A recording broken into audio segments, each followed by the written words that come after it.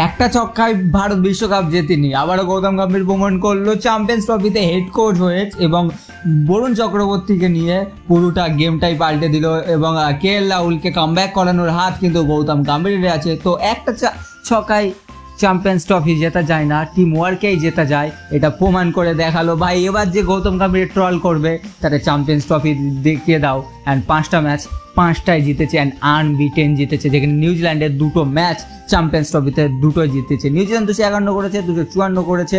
India তা বলে ভাই ক্যাচ নিউজিল্যান্ড খুব ভালো খেলেছে। আর শুভমান গিল যে গ্লেন ফিলিপ ক্যাচটা ধরেছে, অবশ্যই আপনারা 10-এ কত দেবেন গ্লেন ফিলিপের ক্যাচটা নিচে কমেন্টে জানান। যেখানে রোহিত শর্মা 76 এবং ম্যাচ ঘুরেছে সেই 60 রানের পার্টনারশিপে, সেজার এবং অক্ষর প্যাটেলের 60 রানের পার্টনারশিপ এবং কে এল রাহুলের 33 বলে 34 দুর্দান্ত এবং হার্দিক পান্ডিয়া 18 বলে 18। তা বলে বিরাট কোহলির কাছ থেকে বেশি এক্সপেকটেশন ছিল, 1 করেছে। কিন্তু হচ্ছে লাল ফুল নীল ফুল হচ্ছে গৌতম গম্ভীর বিউটিফুল। চ্যাম্পিয়ন্স হয়েছে ভারত। অবশ্যই লাইক করো, শেয়ার করো, সাবস্ক্রাইব করো। চ্যাম্পিয়ন্স ট্রফি দেখে 10-এ আপনারা কত রেটিং দেবে কমেন্টে জানান।